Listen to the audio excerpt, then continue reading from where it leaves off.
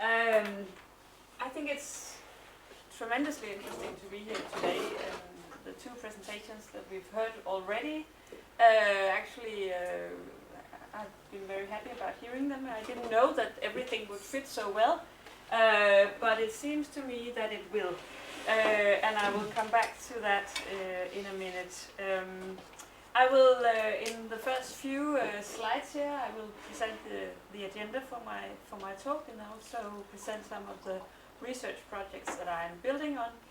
And then I will go into some more theoretical discussions about children, play, and media. The agenda is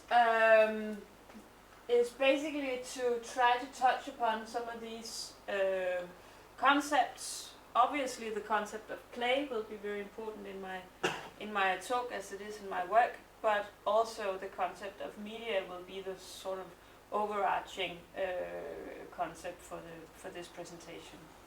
I will be talking about play, media, and practice as a sort of dynamic relationship. And I will also be talking a bit about how I've made these research projects and what kind of methods I have been using. And then in the end I will try to draw some more theoretical perspectives from what I've been talking about. The title of my presentation, as at least how it was put on the website, was something about playfulness as a lens on everyday media use. But as I tried to prepare this presentation, I thought that maybe we should put it the other way around. I mean, and I will come back to this later in this presentation.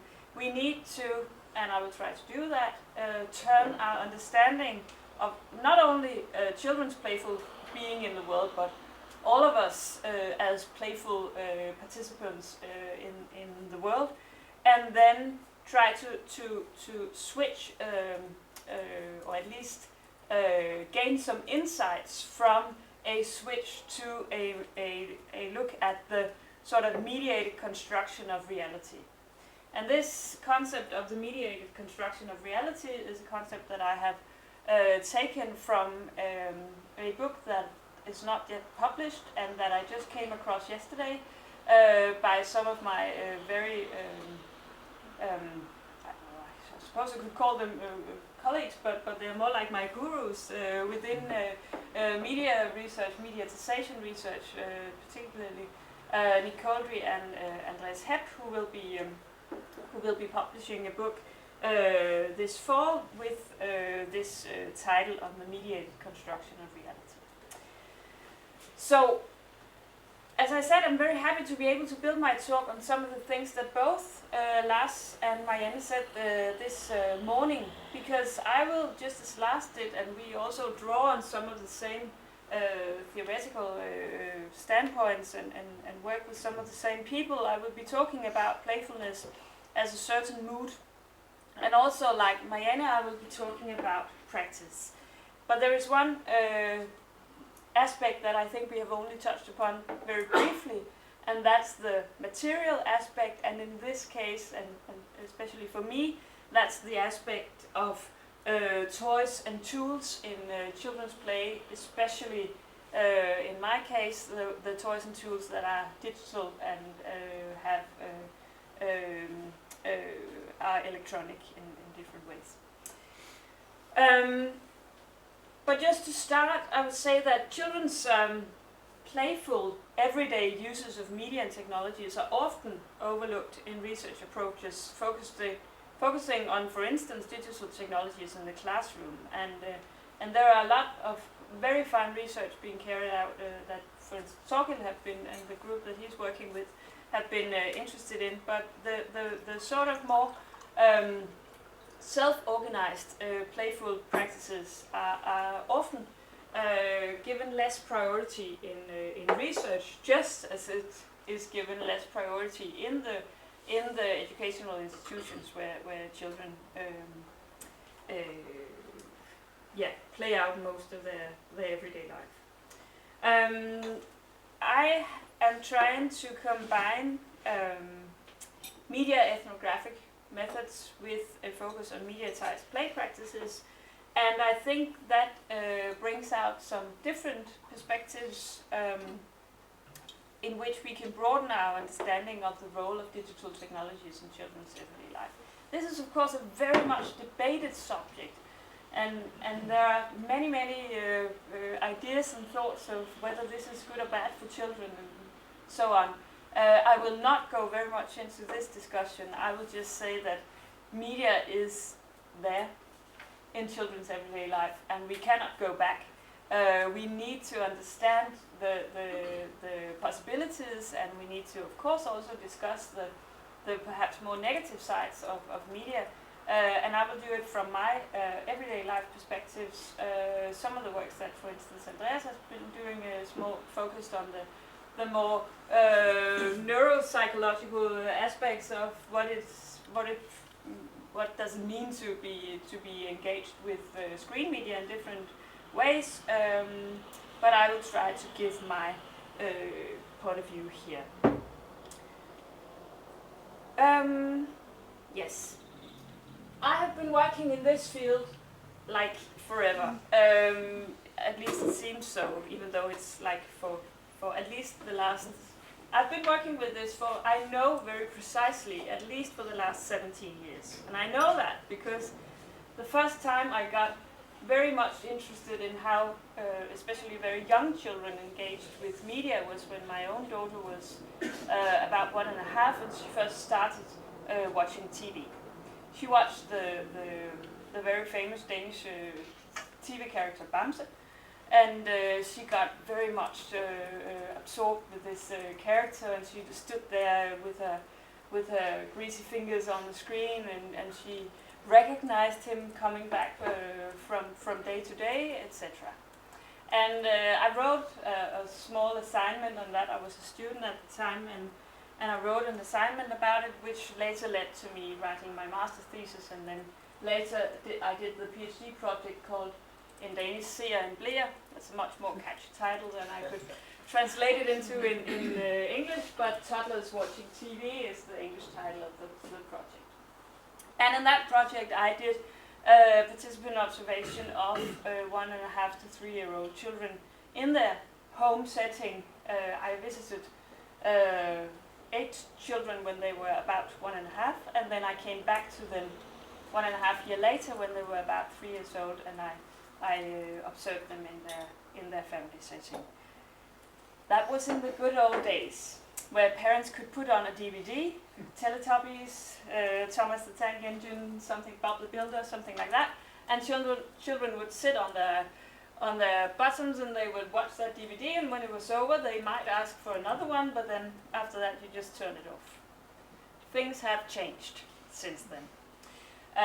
In 2010, approximately, the iPad was introduced on the Danish market, and nowadays we see children under the age of 1 who are actively searching, browsing, choosing media content on their own. And of course my research has moved with that, because the understanding of media has broadened so much. But there are some basic concepts that I seem to stick to, and that is the concepts that come very much close to some of the things that Marianne was talking about. That's the concept of play, that's the concept of being a meaning-making participant in the world, that's the concept of family, that's the concept of peers, and so on, that are still what really matters to children. Usually when I give more like popular talks, I often say that media doesn't really matter. What really matters is what you do with media, is that how media can help you in your intentional behavior, how media can provide you with, of course, narratives, but also can be a medium, so to speak, towards the social engagement in your surroundings. From 2008 to 2010, I worked at a concept or a center called Center for Playware, where we tried to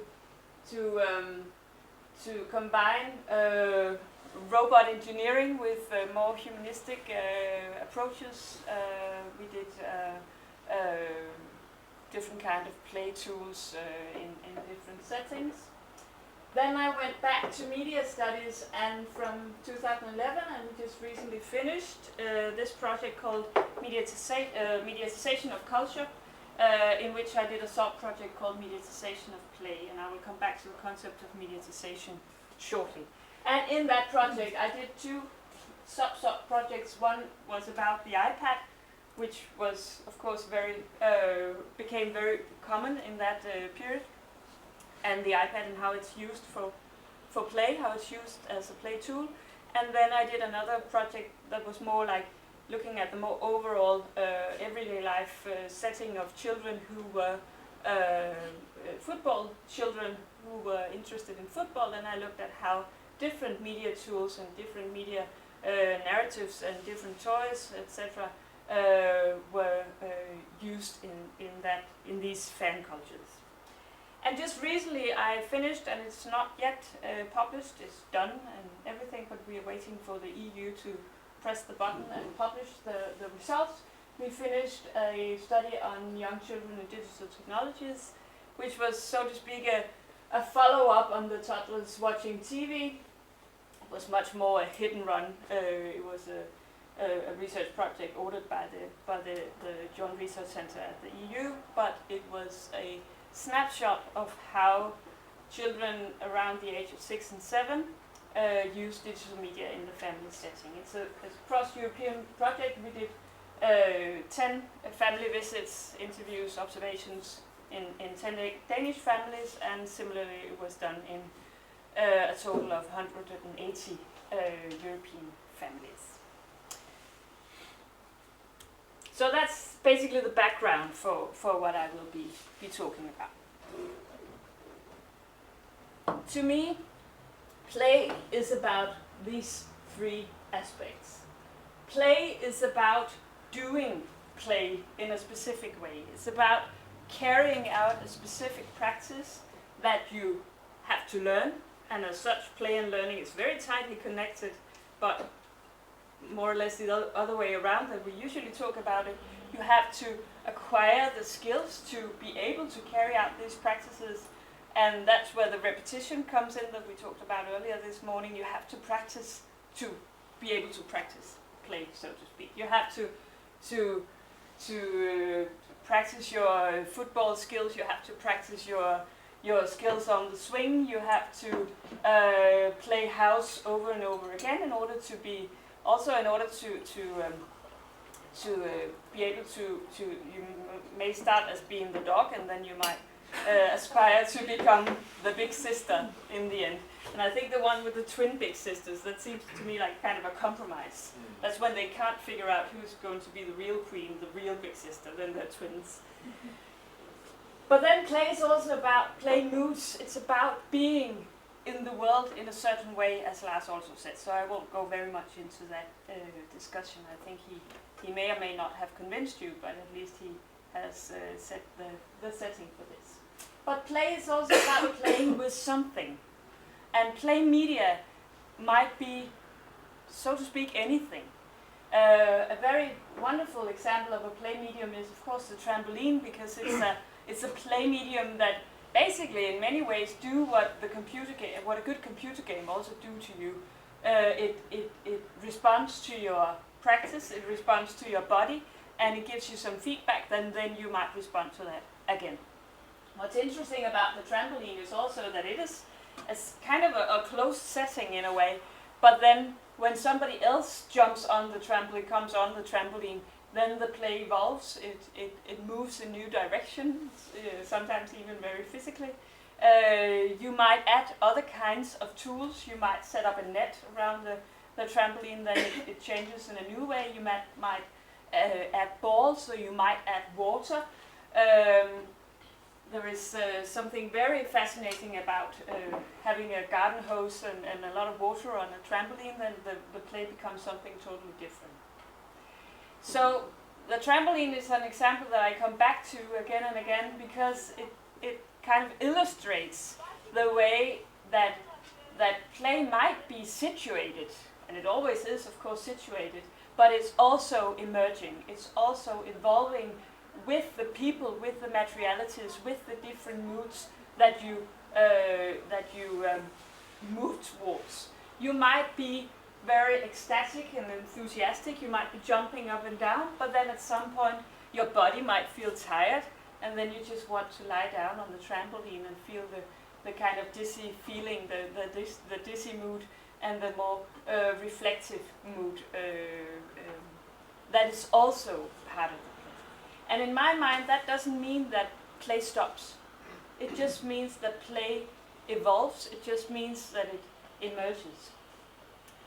And another very important aspect in that, and now I've talked about the play media that you play with, that you play on, that you touch, etc. But of course, the media texts, the media products, films, computer games, YouTube videos, etc., are also very important in what we can call mediatized play. And the reason they are that is that they provide the raw material for play, and that you, as a child who wants to play, you need something to play with, you need something to play from, and today this something is very often different media narratives. So you need to bring in some new inspiration for play. That could be stories about princesses, that could be stories about how do you go to school, etc. And then you carry the play out. So what I'm interested in is, as it says here, the role of playful media practices in and in between the different institutional settings of contemporary childhood. That's easy. That's just a little something. But what I'm zooming in on is the practices, the interactions, the negotiations between children and children and adults, etc., but also very much the materialities. My point of departure is theories of practice, as I said, as well as theories of play, and then drawing on theories of mediatization. This, and I don't know how many of you are interested in media studies, I know one of you is at least, but this sort of challenged the traditional notion of media reception. I come from media studies myself, I'm trained as a media scholar, but the concept of media reception, where you have a person, you have a media text, and you somehow absorb that media text and you relate to that in some way, to me is a bit too narrow in order to understand what is actually going on here. So I think that instead of using media or watching media or reading media, I think doing media is a more fruitful and interesting approach. I think also, and I've also used the concept of Bildung that I take from Lars's work, because I think it's very, very relevant when we talk about what should become of our children nowadays. I think that we should put the play theoretical perspective into the study of children's media use, and instead of just talking about digital literacies, we should look at it in a broader sense, where we also acknowledge that when children are playing with media, and we don't, and we should not only focus on formal learning and literacy, then we broaden the perspective, we understand more, and we perhaps could be acknowledging the competences, the Bildung that children achieve through their playful everyday life practices. We could acknowledge them more in the formal educational setting. But that's a different discussion. When I talk about practice, I always refer to Reichert's notion of practice when he says that it's a routinized type of behavior which consists of several elements interconnected to one another, forms of bodily activities, form of mental activities, things, that's the material perspective, and their use. A background knowledge in the form of understanding, know-how, states of emotion, and motivational knowledge. And as such, I think I'm very much in line with what Marianne said earlier today. So, children are doing something with media. What are they doing, or what is it about those media artifacts that is so particularly interesting? And why should we put so much emphasis on media?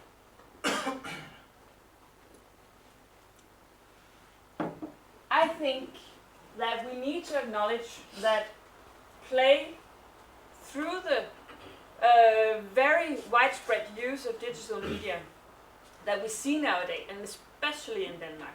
Danish children are among the most heavy users of digital media in the world, and we will see that also when the European study that I mentioned earlier comes out. I mean, we went to 10 different families, and in one of them they had a tablet that was not an iPad. In all the other families, they had iPads. And I talked to some of my colleagues from, I can't even remember what different countries it was, but it was several countries, and they had problems even recruiting a family with a tablet, and if they had a tablet, they would never give something as expensive as an iPad to children. They had something else, some other cheaper form of tablet. So, and more than 90% of Danish children actually have access to a tablet in their home, under the age of 7. So you could say that it has really expanded very, very quickly, and not like anything we have ever seen before. And that means that play has also transferred and is expanded to new arenas, and that the digital technologies enables new kinds of connective practices. Also, you could say that the iPad was never meant to be a toy.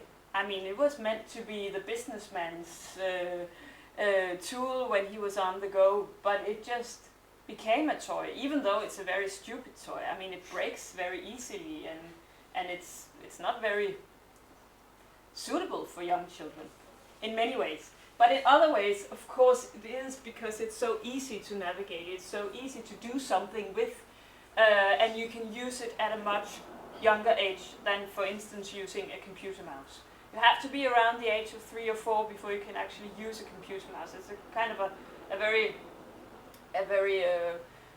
complex, both motor and also cognitive understanding, that if I do something with my hand here, and I have to be able to do it in the right way, then something happens on the screen here. That's not the case with the iPad. What you do is what you see, of course. And that means that young children can use it, disabled people can use it, even middle-aged female pedagogues in kindergartens can use it, and that has actually been very, very important. And that's one of the main reasons that this technology has been so widespread so quickly. That's because they also have it in schools, they also have it in kindergartens, and they use it, some more than others, but many places they use it quite a lot, and much more than we have seen with other kinds of digital technologies. So, in one way, play expands to the digital technologies, and new possibilities occur, but on the other hand, the digital technology has also been playified, as my good colleague Kjetil Sandvik says, through children's practices. So it's kind of a reciprocal process. It's a back and forth movement that we see now, and that's a very important aspect when we talk about what are the constraints, what are the demands, what are the possibilities that we get from digital technologies. Well, that's in some way given, but it's also very much up to us to make use of this. My main man, Nick Coldry, he says that why we should study media is that maybe one of the things media do is to anchor other practices through the authoritative representations and enactments of key terms and categories that they provide. A question then is, if we theorize media as practices, how, where, and for whom does this anchoring role work, and with what consequences for the organization of social action as a whole? There is something about media. Media may not matter in themselves, but still there is something about media that sort of anchors a lot of other practices that we perform. And I'm just going to give you a brief example of some of the very interesting ways that children nowadays use media. And I'm not going to make a big analysis of this, but I'm just going to show you very quickly a short snip of this oh, there's supposed to be a link here. There was a link. So I'm just going to find them on YouTube anyway.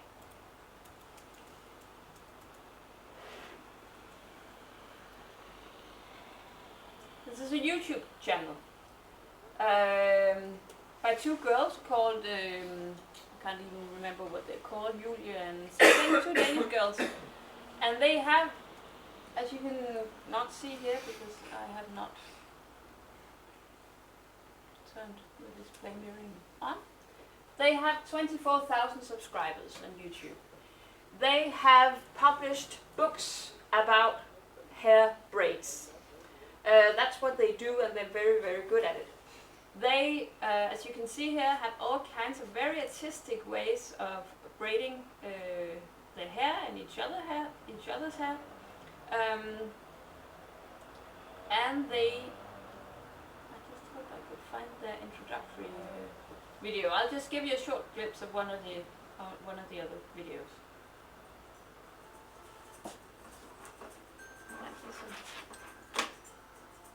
Hi guys, I'm Maria. No. There isn't any. Time now, so we thought it would be nice to show you how to do it. We always start out by brushing the hair carefully so you don't have any tangles, and also so you don't have any visible part lines. Then pick up the top part of your hair. Now we'll do the Dutch braided fishtail. We don't actually use the normal fishtail method, we use the inverted one. So you want to divide the piece into two equal sections, then take a small piece from one of the sections and cross it under. Just like I do here. I take a small piece of hair, then I cross it under, but because we're using the Dutch braiding technique, you should also remember to add in hair. And then remember to combine it with the other section. Then do the exact same thing on the other side. I can just show you the result. We really hope you liked this video, and if you did, remember to give it a thumbs up, and as always remember to click the subscribe button right here, and check out all of our other videos, and we'll see you next time. Bye! So this is Julie and Marie, as they're called. And they are, to me, a very interesting example of how children nowadays make use of digital media. They, as I said, have very many subscribers, but they also, in some ways, you could say that they are just doing what children have always been doing. They're carrying out a quite folkloristic skill, so to speak. They're very, very good at braiding hair, as girls have always been, or some girls at least. I wasn't very good at it, that's why I cut my hair short. But when I was young, when I was a kid, I wished I was better at it. And then they broaden it like that. And then, of course, some very clever adult business people pick up on this idea, and then they publish their books and so on. But there's another interesting aspect about this: they're doing it in English. They are oriented towards an international market to begin with. The books have come out in Danish, but they make their videos in English. They were about 14 when they started this, and they've been doing it for a couple of years. And they're some of the most popular YouTubers, as you say. I just saw there was a study recently about children's media use made by DR, the Danish National Corporation, and they had a few years ago asked children what you want to be when you grow up, and on the top 3 there was reality star, and that luckily is not the case anymore, but they want to be YouTubers. That's what they want to be. So they don't want to take their clothes off, they don't want to have sex in public and anything, but they want to be famous, they want to be YouTubers. So that's what they're aiming at. And they're just doing it. I mean, they don't need much. They need a specific camera where they can take the screen while they're talking, and they can take themselves at the same time, and then they're just on the go. They just do it. So, if we want to understand children's playful media practice, we need to understand them in the light of a broader everyday culture or everyday life perspective.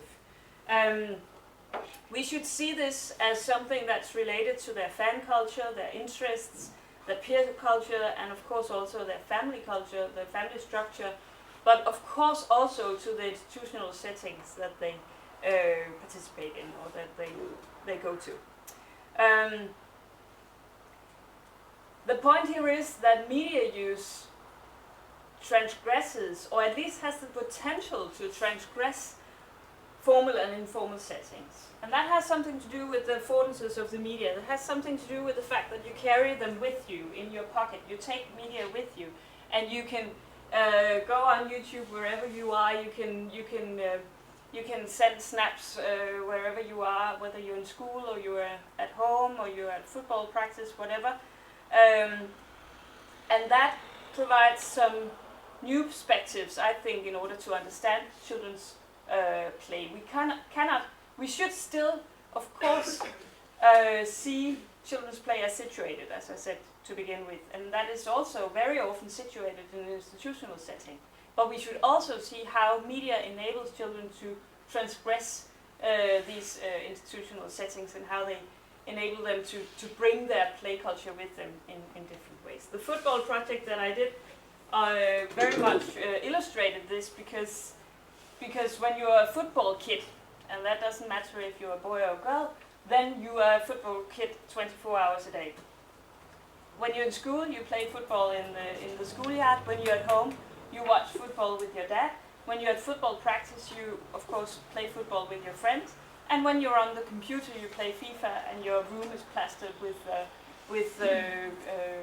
pictures of your favorite football stars, and so on. And we have to take all these matters into consideration if we want to understand what it's actually like. If we want to follow the child's perspective, we should also have take these things into consideration. And also, we should not only look at digital media. As I said here, digital media, of course, very much related to analog media, toys and tools. When I did the football project, one of the mostly used media products was football cards. Just plain old cards that you put in pockets and that you collect over time. But if we want to look at media, we should also look at the affordances of media. And I have here a quote from Dana Boyd, who says that understanding the affordances of a particular technology or space is important because it sheds light on what people can leverage or resist in achieving their goals. So this has to do both with the particular affordances of the technology, but it also has to do with the affordances or the possibilities of the setting that you're in. When did I start speaking? That's good. I just want to say a few words about mediatization, because that's a concept that keeps coming back here. That's the new thing in media studies, so to speak, but it's also a concept that I think has very much explanatory power in order to say something about the role of media in our everyday life, also for fields or for people outside of media study. Yes, this is Anakin Skywalker. I saw you noticed. It's also my son when he was younger. there were about 5 Anakin Skywalkers that year for the Carnival for Fastelavn. But he was the best one, he thought, because he had the right hair color. And I also did this very beautiful scar. I painted it with a lipstick or something. And then he also had a really, really cool outfit and a really, really cool lightsaber. But even though he had this really, really cool lightsaber, and it was a really cool one, it had sounds in it, and you could put small pieces of sort of small tablets in different colors, and then it could light up in different colors, and you could make it double, and you could be whomever you wanted from the Star Wars universe. But even though he had that, he always also had at least 1 or 2 or perhaps 5 wooden sticks with him wherever he went. And also he had piles of sticks at home, and he had piles of sticks in kindergarten. That's quite a few years ago. This picture was taken when he was about 6 years old. He's 14 now, and he has come back to Star Wars. I'm a Star Wars geek, he says, and I'm proud of it. And then now he's back and looking at all these YouTube videos with all the theories about how things are connected in the Star Wars universe and stuff like that. So we are back just like we were at the time. I remember every morning when I drove him to school or kindergarten, he said, how can someone be good and evil at the same time? I really think that. So we are sort of back in those discussions now, but of course from a 14-year-old perspective. This also, of course, illustrates that a child's perspective is also a perspective that develops over time. And it does, to some extent, make quite good sense to be looking at your own children or children that you're closely related to, because you can follow them over time. You can look at how their play worlds develop over time. Well, that was a side mentioning of that. But the mediatization theory, and I draw especially on the work of Knud Lundby and Andreas Hepp, and also very much, of course, on Stine who is the one who's most famous for it in Denmark, and whom I've worked with in the mediatization of culture project. And Stine says that mediatization affects social interactions between people within an institution, and that could be, of course, in a school setting, but it could also be in a family, for instance. But it also affects the interactions between institutions, and that's where I say that when you bring media with you, you also, at least potentially, affect the interactions between, for instance, the school and the home. But also, of course, the fact that we can nowadays work from home, and we can just be connected to our workplace through our computer. But it also affects social interaction in society as such, on both micro and macro social levels. I've been reworking this over and over again, so I think perhaps some of the argumental structure has been lost here, because I've put things in different ways, but I will come back to that in my concluding remarks here. So, what is most important for children when we talk about the mediatized play culture is knowing what is worth knowing, and being able to do what is seen as valuable in a specific context. That could be playing, that could be knowing shortcuts and cheats in computer games, playing football, knowing football players, knowing about gossip in football or pop culture or whatever, knowing how to gain knowledge from different online resources. That is what is valuable to children in their play culture. So they need to be able to use things, and they need to be able to know about things, and they need to be able to perform this in their interactions with each other, and as I say here, perform the part of a child, of a friend, of a fan, of a student, or of a so-called digital native, which is a concept that I will question quite a lot.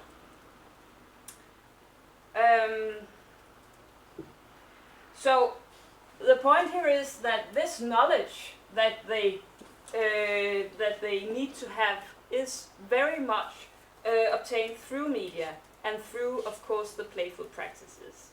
They get their knowledge from media, and they put it into play, so to speak, when they play with that with each other. So play is at the same time a knowing and a doing. This happens very much in children's relational practices. They are a very important part of children's ongoing identity projects, but also just a very important part of their everyday life. I think that in that respect, digital media can be said to play a new and perhaps more important role in transferring and archiving play culture. Archiving and sharing is in itself an important part of contemporary play culture, and platforms such as YouTube are primary reference points for playful aesthetic practices, as we saw in the example earlier. So when you play the part of a child or a digital native or a student, then you take part in relational practices, and you develop your identity as a part. And when I say developing identity, I don't necessarily mean that the identity or Bildung is something that is just out there and they have to wait their whole childhood and to be able to obtain that. It's also a matter of performing your identity as the one you are right now, as Anakin Skywalker. Before he was Anakin Skywalker, he was Bob the Builder. Then he was Lionel Messi, and now he is, I think, just Lauritz, but in a 14-year-old body, so that might be tricky sometimes. The physical and material organization of play is at the same time focused at these platforms, like the iPad, for instance, which has become many children's favorite play tool. Except for water, because that's every child's favorite play tool. And there is something about the iPad and water, it doesn't really mix, but it is, and I actually saw a study where they had asked children all over the world, and every child all over the world mentions water in some form as their favorite play tool. So at the same time it's quite focused, on the other hand it's very open towards the world, towards each other. And that's also something about the affordances of an iPad, that it's not a screen that you hold up in front of you. It's a screen that you lay out and invite other people in, or at least you can do that. Of course, very often you also just lay back and you hold it in front of you and you just relax. And very much of children's use of iPad is actually not playful. It's just watching TV. That's quite a lot of their use. It just means that they don't watch TV anymore, they just watch it on the iPad. They don't spend more time with screens now than they did some years ago. They've just taken up some of the screens than they used to. So, very concretely, it's focused, but it's open. It's open to other children. You can come and play with me, we can play together on this platform, but it's also open in the sense in the more symbolic sense of a remixed play culture, where you, of course, take in all kinds of narratives and bits and pieces that you put together in play, but you also put them out there. You also share your play with the world, for instance, on digital media platforms. So you could use the concept of amalgamation as an overarching term. That was not the picture that was supposed to be there. But it's, that was the picture that was in the presentation before I put my own pictures in. So don't try to analyze what I mean about those windmills or anything. It's not supposed to be there. But, and this is here I quote myself, I would say that the role of media in children's everyday life should be seen as processes through which communication and playful cultural and aesthetic practices are directly as well as indirectly formed by media's molding forces. That's another way of putting the affordance concept that's taken from Andre's head. Their technologies, their commercial structures, their symbolic content, and their communicative potentials. Good. I'll just very briefly say a little bit about what I do when I study these matters. I use, in a very broad sense, ethnographic methods, but also ethnographic perspectives. That's what I've been talking about when I talk about the situatedness, when I talk about the everyday life perspective, the holistic perspective on children's play. I understand children's media use as in a holistic approach in which their playful practices are understood as an integrated part of their everyday life. And I think, and this is where I would come back to Mr. Coldry and Mr. Hepp, that this has to do with the more substantial turn in the way we understand mediated communication in our everyday life. Because, and I quote here, if the social world is built up in part of interpretations and communications, as phenomenology insists, our account of that world must look closely at the material infrastructures through which and on the basis of which communications today take place. So we need to take media and mediated communication as a point of departure when we understand not only children's play, but our being in the world as such. And we need to understand that, and in this case, communication could be said to have something to do with play. Playing is, of course, a communicative act, and play media and play tools are indeed communicative forms, genres, and symbols. So this is the more overall perspective. Then what do I do? Well, I do observation studies. I do participatory observations. I do interviews with children, and I do interviews with adults. That is mainly parents, because most of my work has been done in private homes. And I use the iPad, for instance. I used it. I did a study in an after-school setting in SFO, where all children had iPads, and I used the iPad myself as a tool for research, because I came there with my iPad and I used it both to talk with the children and to play with the children, and we switched iPads, and I was engaged in their practices as such, but I also used it as my to take notes and to film and to take pictures and stuff like that. And then I really like to run wild in the wild. Andreas started today with the dichotomies between the wild and the lab and the qualitative and the quantitative, and I like to go out there where it's kind of wild and not just stay, for instance, in the institutional settings. So I like to follow children where they go. I like to know what they're doing when they're on their way from point A to point B. I like to go with them to soccer practice. I like to invite some of them home and interview them myself. I did that with my son and his friends at one point. So I wouldn't stick to one particular institutional setting, and I have not done very much or any research in schools except from in the after-school setting. So what I'm mostly interested in is how children themselves organize their everyday life. I also do online observations. It could be something like the example we saw with the hair and nail inspirations, but it could also be somewhere else where children themselves are engaged. I do textual analysis of, for instance, books about football. That's quite a big thing. And you get like there are picture books for 4-year-olds with Lionel Messi in them. And then I do different sorts of media network analysis, because I like to see how these different media artifacts are connected. Yes. So, how can we then define and understand play in this perspective? How can we define it, and who are we to tell? I mean, very often when I ask children about play, they say, no, I'm gaming. And there's the thing here with the Danish word for spille og lege. Vi spiller iPad. We're gaming on the iPad, they say. Even though they might be reading or something else, they also say that they're gaming. So who am I to tell that they are playing? But I think there might be something I have also gained from today. I've taken it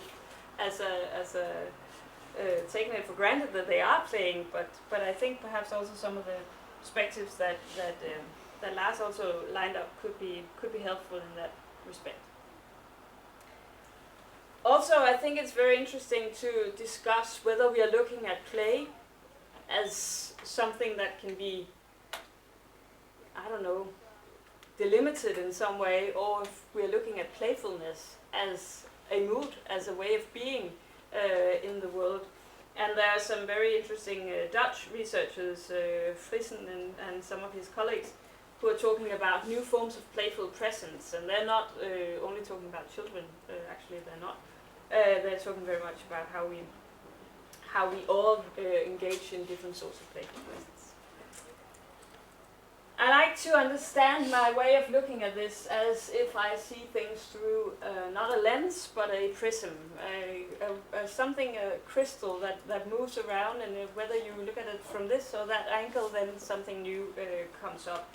And I think we need to do that more, because that is how the world is organized nowadays.